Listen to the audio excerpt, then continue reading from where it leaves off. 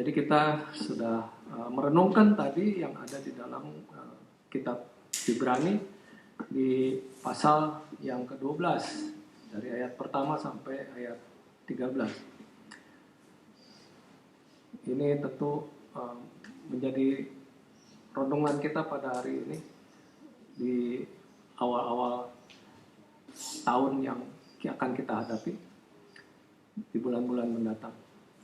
Kalau kita perhatikan di dalam kehidupan kita, mungkin saudara siapapun yang pernah menonton atlet lari maraton, mungkin lewat TV atau lihat langsung ya, itu akan mengenali peristiwa ini sebagai salah satu pertandingan yang paling menuntut yang pernah dirancang. Ini adalah ujian ketahanan, ujian kecepatan gitu.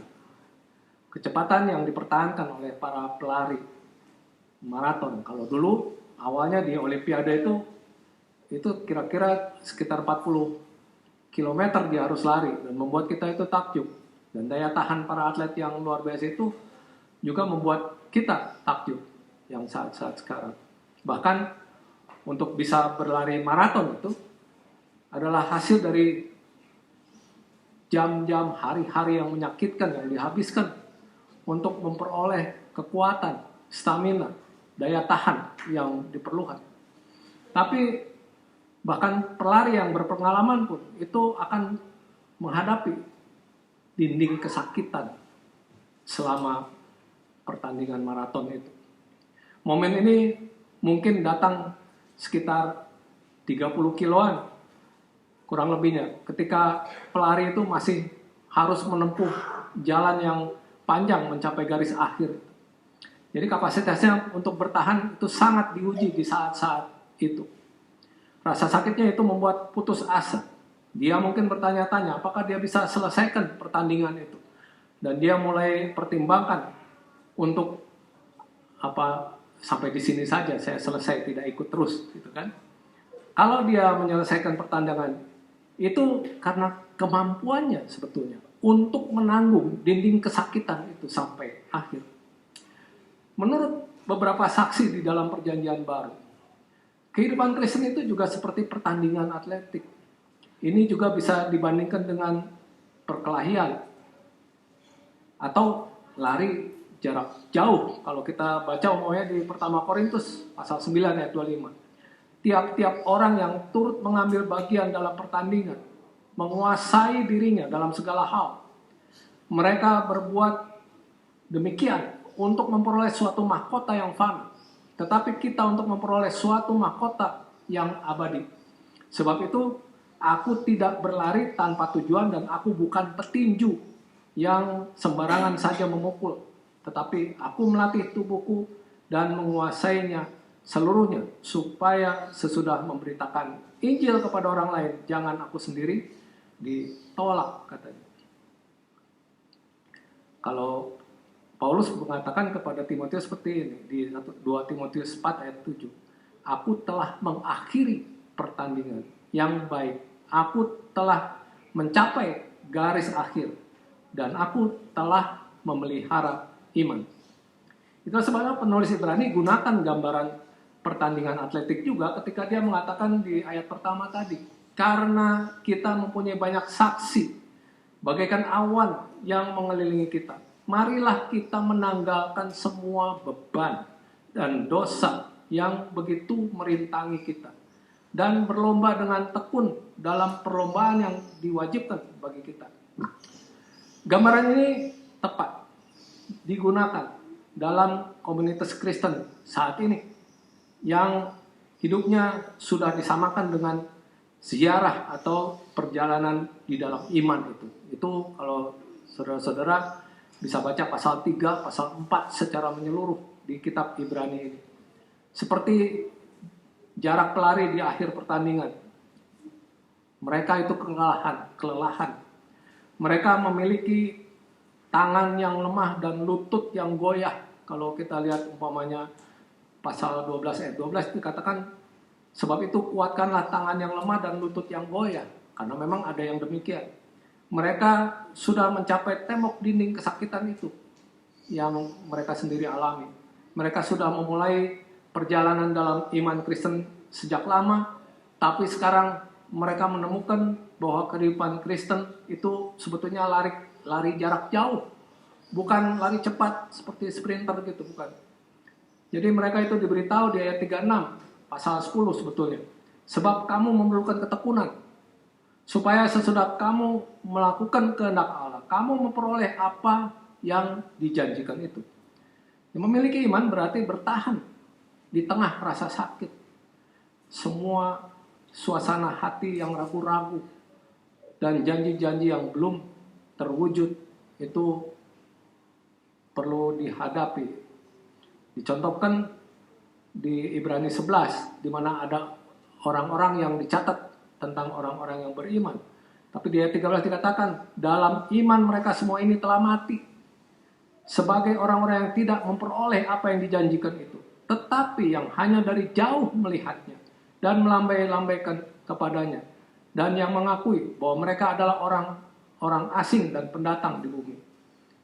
Dan kalau kita lihat beberapa pembaca yang di kitab Ibrani itu keluar dari perlombaan dan mengabaikan dan meremehkan harapan besar mereka, karena mereka seperti pelari jarak jauh itu putus asa dengan kehadiran rasa sakit itu. Jadi mereka banyak yang mundur, banyak yang setengah jalan. Ilustrasi lari jarak jauh mungkin tidak populer juga saat ini, di zaman sekarang. Karena budaya kita seolah mengharapkan hidup itu serba nyaman, tanpa rasa sakit, tanpa persoalan. Sangat populer untuk mengharapkan obat untuk tekanan-tekanan hidup kita, stres-stres kita. Minuman di malam hari untuk menenangkan syaraf mungkin. Atau obat-obatan untuk menumpulkan indera. Jadi mereka terjerumus ke situ. Maka tidaklah mengherankan bahwa kekristenan juga yang sering diiklankan, diharapkannya tidak ada yang menyakitkan sesudah menjadi Kristen. Kita sering dengar tentang kekristenan yang bertindak sebagai tongkat ajaib untuk menghilangkan rasa sakit kita. Itu seharusnya membuka pintu baru yang membuat kita kaya dan populer kalau begitu, kalau menjadi Kristen. Atau seperti sihir yang mengangkat kita keluar dari situasi stres, sakit, penyakit, dan menjanjikan kelegaan dari rasa-rasa sakit itu. Tapi kehidupan Kristen memang melibatkan rasa sakit dan keputusasaan, dan membuat kita bertanya-tanya apakah kita bisa menyelesaikan pertandingan sebetulnya. Tanda pertama dari rasa sakit itu sebetulnya memang bisa menghancurkan, terutama kalau kita sudah dituntun untuk percaya bahwa kekristenan kita itu hanya akan membawa kelegaan dari stres, atau banyak kan yang memberitakan percaya Yesus pasti sembuh, pasti tidak ada persoalan. Itu keliru sebetulnya. Paulus mengalami rasa sakit dalam kehidupan Kristennya. Duri di dalam dagingnya adalah penyakit kronis yang tidak bisa disembuhkan. Kalau dia ungkapkan itu di 2 Korintus pasal 12 ayat 7 dan seterusnya, dikatakan gini. Dan supaya aku jangan meninggikan diri karena pernyataan-pernyataan yang luar biasa itu, maka aku diberi suatu duri di dalam dagingku, yaitu seorang utusan iblis yang menggocok aku supaya aku jangan meninggikan diri tentang hal itu. Aku sudah 3 kali berseru kepada Tuhan supaya utusan iblis itu mundur daripadaku. Tetapi jawab Tuhan kepadaku, cukuplah kasih karuniaku bagimu, sebab justru dalam kelemahanlah kuasaku menjadi sempurna. Sebab itu terlebih suka aku bermegah atas kelemahanku, supaya kuasa Kristus turun menaungi aku. Karena itu aku senang dan rela di dalam kelemahan, di dalam siksaan, di dalam kesukaran, di dalam penganiayaan dan kesesakan, oleh karena Kristus. Sebab jika aku lemah, maka aku kuat. Itu kata Rasul Paulus. Dia mengalami itu. Kita juga mengalami rasa sakit karena iman kita. Para pembaca Ibrani juga mengalami itu. Tepat sesudah pembaptisan mereka, mereka mengalami konflik penderitaan yang hebat. Mereka sudah dianiaya dan dicemooh oleh masyarakat, oleh publik. Dan harta benda mereka itu sudah dijarah. Ini contohnya yang di Ibrani tulis di 10 ayat 32-34. Ingatlah akan masa lalu. Sesudah kamu menerima terang, kamu banyak menderita oleh karena kamu bertahan dalam perjuangan yang berat. Baik waktu kamu dijadikan tontonan oleh cercaan dan penderitaan, maupun waktu kamu mengambil bagian dalam penderitaan mereka yang diperlakukan sedemikian. Memang kamu telah turut mengambil bagian dalam penderitaan orang-orang hukuman, dan ketika harta kamu dirampas, karena kamu menerima hal itu dengan sukacita, sebab kamu tahu bahwa kamu memiliki harta yang lebih baik dan yang lebih menetap sifatnya. Jadi banyak dari pembaca Ibrani waktu itu mulai bertanya, berapa lama lagi kita itu bisa melanjutkan ini? Perjuangan itu seringkali membuat putus asa. Bagaimana saudara bertahan ketika saudara menabrak dinding rasa sakit itu di dalam kehidupan Kristen saudara? Penulis Ibrani itu tidak pernah menyarankan bahwa kekristenan itu akan menghilangkan rasa sakit dan segala macam persoalan. Tidak. Sebaliknya, dia mengingatkan komunitas yang lelah itu bahwa kita semua terlibat dalam pertandingan atletik yang hebat yang harus kita jalani sampai akhir. Kata perjuangan itu atlesis, itu yang digunakan di dalam terjemahan ini. Dalam 10 ayat 32 adalah istilah untuk pertandingan atletis itu. Kemudian di ayat 1 pasal 12 itu mengatakan, marilah kita berlomba dengan tekun dalam perlombaan yang diwajibkan bagi kita. Kita perlu berlomba dengan tekun. Bagaimana kita melanjutkan perlombaan itu saat kita capek, lelah? Penulis Ibrani itu menggambarkan bagi para pembacanya sebuah stadion besar di mana kita itu memiliki banyak saksi, bagaikan awan yang mengelilingi kita. Seolah-olah jemaat atau gereja itu ada di lapangan kan. Masa yang begitu banyak, orang-orang begitu padat, terlihat seperti awan di atas mereka, ya, itu jemaat di dalam stadion. Saksi itu bukan sekedar pengamat netral, ya, cuma ya udah jalan-jalan aja, lari-lari aja gitu, enggak. Mereka datang untuk menghibur kita. Kita dikuatkan di saat kesakitan oleh dorongan dari kerumunan orang-orang itu. Dan kita harus didorong oleh kelompok partisan atau pendukung atau pemihak ini. Saksi-saksi ini adalah pendahulu kita. Dia pendahulu-pendahulu kita. Sebelum penulis Ibrani mendorong pembacanya untuk berlomba, dia menggambarkan para pahlawan masa lalu yang sudah mendapat pengakuan, persetujuan Tuhan oleh karena iman mereka. Di pasal 11 ayat 39, iman mereka telah memberikan kepada mereka suatu kesaksian yang baik, katanya. Jadi kata Yunani untuk saksi itu martus, muncul di pasal 11 itu, untuk menggambarkan orang-orang yang sudah diakui, disetujui oleh Allah karena iman mereka. Laki-laki dan perempuan di dalam perjanjian lama ini tahu bagian mereka dari keadaan frustrasi mereka, risiko yang mereka hadapi, dan rasa sakit di dalam percaya itu. Di ayat 13 mengenai dikatakan, dalam iman mereka semua ini telah mati sebagai orang-orang yang tidak memperoleh apa yang dijanjikan itu, tapi yang hanya dari jauh melihatnya dan melambai-lambai kepadanya, dan yang mengakui bahwa mereka adalah orang asing dan pendatang di bumi. Jadi penulis Ibrani itu menyimpulkan di ayat 32 sampai 38. Dan apakah lagi yang harus aku sebut? Sebab aku akan kekurangan waktu apabila aku hendak menceritakan tentang Gideon, Barak, Simson, Yefta, Daud, dan Samuel, dan para nabi yang karena iman telah menaklukkan kerajaan-kerajaan, mengamalkan kebenaran, memperoleh apa yang dijanjikan, menutup mulut singa-singa, memadamkan api yang dahsyat. Mereka telah luput dari mata pedang, telah beroleh kekuatan dalam kelemahan, telah menjadi kuat dalam peperangan, dan telah memukul mundur pasukan-pasukan tentara asing. Ibu-ibu telah menerima kembali orang-orangnya yang telah mati sebab dibangkitkan. Tetapi orang-orang lain membiarkan dirinya disiksa dan tidak mau menerima pembebasan supaya mereka beroleh kebangkitan yang lebih baik. Ada pula yang diejek dan didera, bahkan yang dibelenggu dan dipenjarakan. Mereka dilempari, digergaji, dibunuh dengan pedang, mereka mengembara dengan berpakaian kulit domba dan kulit kambing sambil menderita kekurangan, kesesakan, dan siksaan. Dunia ini tidak layak bagi mereka. Mereka mengembara di padang gurun dan di pegunungan, dalam gua-gua dan celah-celah gunung. Jadi oleh karena itu, seperti yang tadi dicontohkan oleh orang-orang beriman, kita juga memiliki warisan rasa sakit itu. Setia itu berarti bertahan meski kita mengalami kesakitan. Yang lain itu sudah melarikan diri sebelum kita seperti atlet yang mulia dan disiplin itu.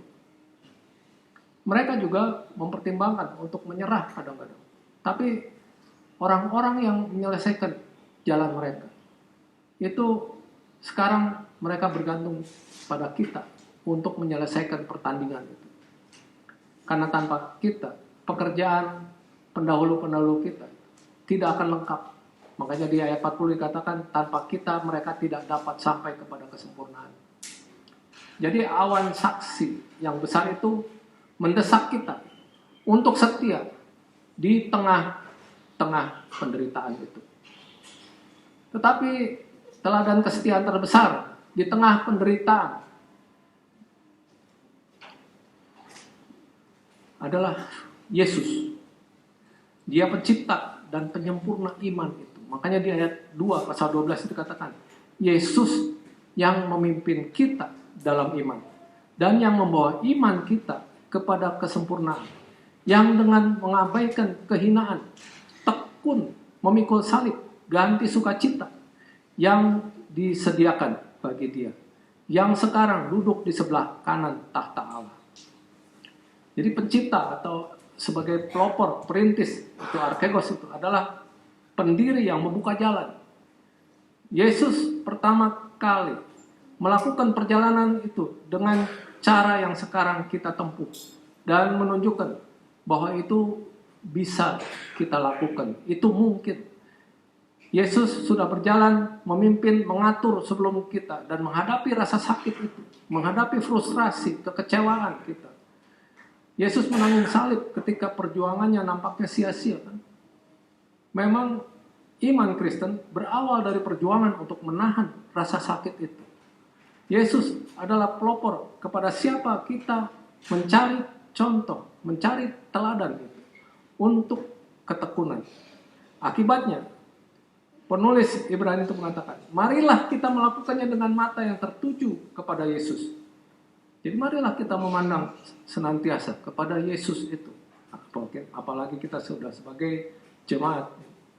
Atlet yang teralihkan perhatiannya dari tujuannya itu ditakdirkan untuk menjadi putus asa, dan waktu bertanding juga dia tidak sampai kepada akhir, putus pertandingannya. Satu-satunya harapan untuk mempertahankan tekadnya adalah untuk tetap fokus pada tujuan. Demikian pula orang-orang Kristen yang putus asa diperintahkan untuk memandang pada Yesus ini. Yesus sudah menempuh jalan di depan kita dan Yesus sudah mencapai tujuan itu. Kristus tidak pernah mencari jalan keluar dari rasa sakit itu. Dia kan waktu ditangkap, waktu dihina, bisa aja kirim malaikat, udah musnahkan semua ini orang-orang. Tidak. Dia karena kasihnya mau menebus orang-orang berdosa itu. Dengan dia tanggung rasa sakit itu. Orang bertanya-tanya tentang pemujaan kepribadian dan keberhasilan itu yang terlalu mudah. Dia menganggap orang itu tanpa Yesus gampang gitu, melakukan itu. Meskipun seringkali itu dikhotbahkan di beberapa jemaat atau gereja. Pernahkah anggota jemaat ingat bahwa Yesus yang memang selalu harus kita tinggikan itu, yang dipakukan tangannya di kayu salib dan mati sebagai penjahat biasa itu. Yesus berjalan dengan mata terbuka langsung ke rasa sakit itu dan menolak penghilang rasa sakit itu.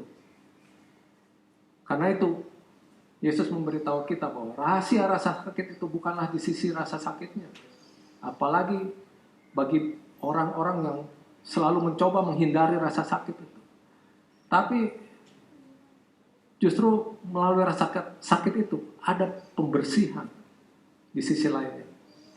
Jadi baik Yesus maupun penulis Ibrani tidak menawarkan penghilang untuk rasa sakit.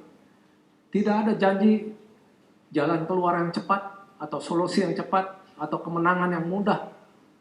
Iman bukanlah pembebasan langsung dari penderitaan fisik atau emosional. Memang iman bahkan bisa berarti awal dari rasa sakit itu.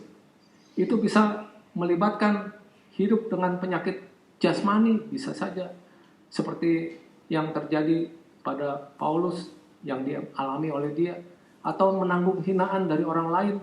Yesus juga pernah mengalami itu, dihina oleh orang lain. Ketika atlet nabrak dinding rasa sakit seperti itu, tidak ada yang bisa dia lakukan selain menahannya kalau dia berniat untuk menyelesaikan pertandingannya. Orang-orang di dalam budaya kita itu tidak ingin disuruh menanggung sesuatu yang tidak menyenangkan. Tapi kisah tentang salib itu adalah satu-satunya kisah ketahanan yang hebat. Yesus itu menanggung salib. Dan Yesus itu menanggung bantahan yang sehebat itu terhadap dirinya dari pihak-pihak orang berdosa. Salib itu mengingatkan kita bahwa rasa sakit tidak langsung hilang.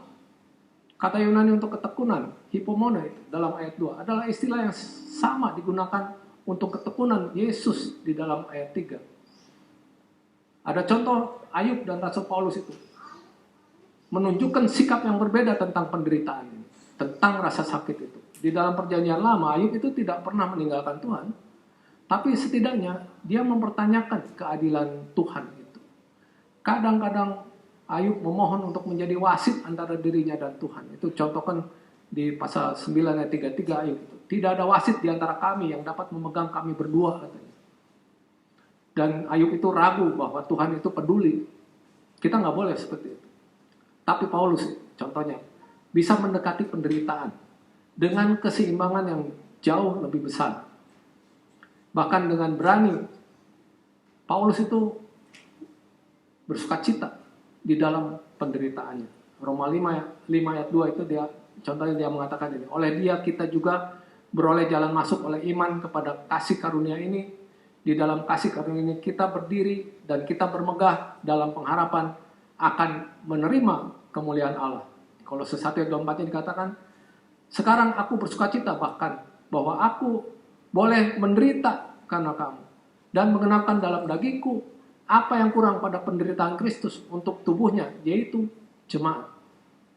Tapi kenapa ada perbedaan antara Paulus dan Ayub itu? Mungkin Paulus mendapatkan keuntungan karena telah melihat di dalam Yesus Kristus bahwa penderitaan itu memiliki makna.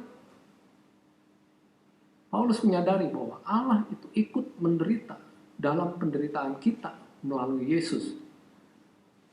Paulus sendiri kan waktu masih bernama Saulus pernah mengalami waktu perjalanan di Damaskus itu. Dia sedang menganiaya jemaat, dia sedang menganiaya orang Kristen. Tapi ada sinar yang menghampiri dia, yang mengatakan, Saulus, Saulus, mengapa engkau menganiaya aku? Waktu dia bertanya, siapakah engkau? Akulah Yesus yang kau aniaya itu. Jadi waktu jemaat dianiaya, Yesus teraniaya. Tuhan, Bapa yang ada di dalam Yesus juga teraniaya berarti. Kita juga harus lihat kepada Yesus untuk menyadari bahwa kita tidak menderita sendirian kalau begitu. Kalau kita ada dalam penderitaan. Ada harapan bagi orang Kristen. Kristus yang menanggung salib. Sekarang duduk di sebelah kanan Allah. Kita bisa hadapi tembok kesakitan itu karena ada tujuan di depan.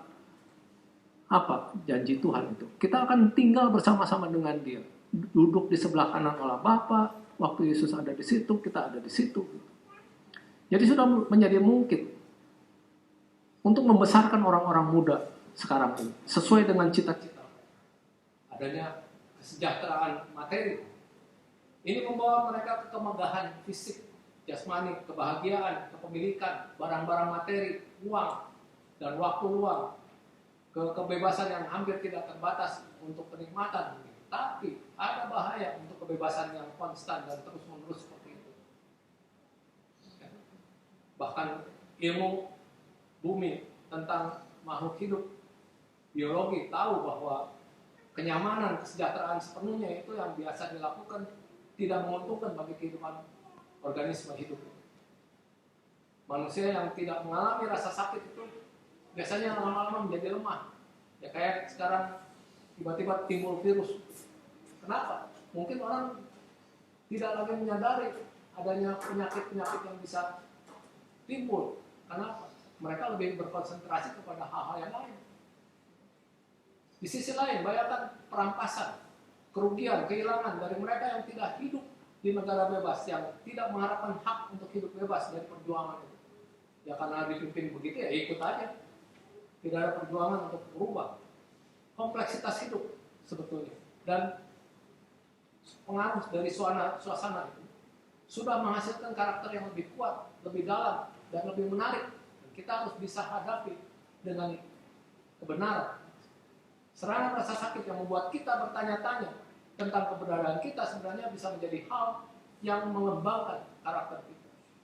Penulis Ibrani itu membuat pengamatan ini sama seperti para pembacanya. Jadi seperti pelari yang sudah lelah, mungkin bertanya-tanya tentang masa depan mereka. Dan dia menjawab di dalam ayat 5-6 dengan nasihat dari Amsal. Di pasal 3 ayat 11-12 dikatakan, "Hai anakku, jangan engkau menolak didikan Tuhan. Dan jangan engkau bosan akan peringatannya. Karena Tuhan memberi ajaran kepada yang dikasihinya, seperti seorang ayah kepada anak yang disayangi." Kita tidak bisa mentoleransi penderitaan tanpa tujuan, tapi kita bisa menerima penderitaan kalau kita yakin bahwa Allah adalah Bapa kita dan bahwa Dia sedang mengerjakan maksud tujuannya. Orang Kristen yang sudah datang ke tembok kesakitan tidak perlu menyerah pada Tuhan. Dia tahu bahwa Tuhan sedang berurusan dengan kita sebagai anak, karena kita yang menjadi orang percaya itu sudah dijadikan anak-anak Allah. Di pasal 12 ayat 5 dikatakan, "Dan sudah lupakah kamu akan nasihat yang berbicara kepada kamu seperti kepada anak-anak? Hai anakku, janganlah anggap enteng didikan Tuhan dan janganlah putus asa apabila engkau diperingatkannya." Bahkan Yesus yang sebagai anak Allah yang unik itu belajar dari taat dari apa yang dideritanya. Maka wajar kalau kita sebagai saudara-saudaranya juga belajar melalui penderitaan. Orang-orang di zaman dulu tahu bahwa anak-anak yang terlantar dan yang tidak sah itu nggak pernah dapat pendidikan yang layak. Tapi para orang tua, ayah-ayah yang dengan tulus mengasihi anak-anak mereka, menerapkan disiplin, menerapkan didikan kepada anak-anaknya. Pendidikan yang tidak memasukkan hukuman fisik itu tidak pernah terdengar di zaman kuno. Di zaman dahulu nggak pernah terdengar. Jadi biasanya ada hukuman fisik. Kalau sekarang bisa dianggap KDRT, hati-hati. Amsal 13 ayat 4. "Siapa tidak menggunakan tongkat benci kepada anaknya, tapi siapa mengasihi anaknya menghajar dia pada waktunya." Pasal 22 ayat 15 dikatakan, "Kebodohan melekat pada hati orang muda, tapi tongkat didikan akan mengusir itu padanya." Amsal 23, 12-14 itu mengatakan, "Arahkanlah perhatianmu kepada didikan dan telingamu pada kata-kata pengetahuan. Jangan menolak didikan dari anakmu, ia tidak akan mati kalau engkau memukulnya dengan rotan." Kata Yunani paideia itu berarti pendidikan, disiplin atau hukuman, karena pendidikan itu termasuk koreksi, merubah hal-hal yang tidak benar menjadi benar. Akibatnya, penulis Ibrani itu memberitahu para pembacanya yang putus asa itu untuk menerima pendidikan, untuk bertahan dalam penghajaran. Penderitaan tidak berarti bahwa Tuhan sudah berhenti memelihara kita. Itu mungkin pelatihan yang diberikan oleh seorang bapa yang peduli. Banyak hal di sepanjang ziarah perjalanan di dalam iman Kristus itu menyebabkan kita itu sakit.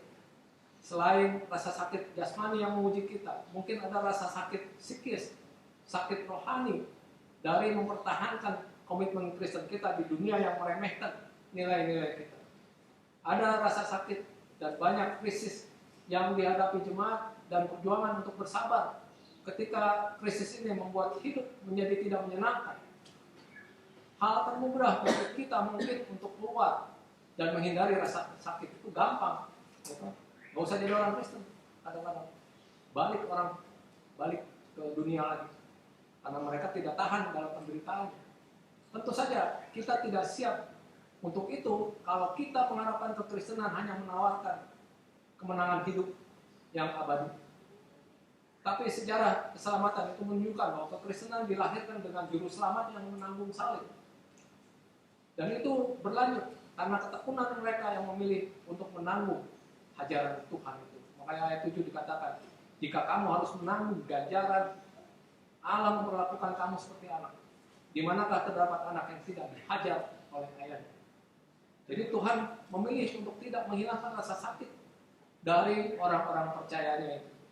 Kalau Tuhan melakukannya, kita mungkin melayani dia untuk alasan yang salah. Kalau hanya untuk percaya Yesus, semuanya serba enak, serba mudah. Tapi Tuhan juga tidak membiarkan kita takut dalam bahwa dalam penderitaan kita tidak berguna, tidak begitu. Dia sudah tunjukkan di dalam Yesus Kristus bahwa kita adalah anak-anaknya dan bahwa Yesus sebagai anak sulung dari Bapa yang menjadi kita sebagai saudara yang lebih muda sudah menanggung salib dan bergerak melalui penghalang rasa sakit itu ke tangan Tuhan. Dia sekarang ada di sebelah kanan Tuhan kalau berdasarkan kitab suci itu. Kita juga tahu bahwa kita bisa menyelesaikan pertandingan itu karena Yesus itu bertahan tanpa menyerah. Dan baiklah itu kita ingat di dalam kehidupan kita ingat juga pengorbanan Kristus yang sudah menebus kita sehingga kita menjadi saudara-saudaranya di dalam Dia, dalam perjamuan Tuhan. Kita akan memuji Tuhan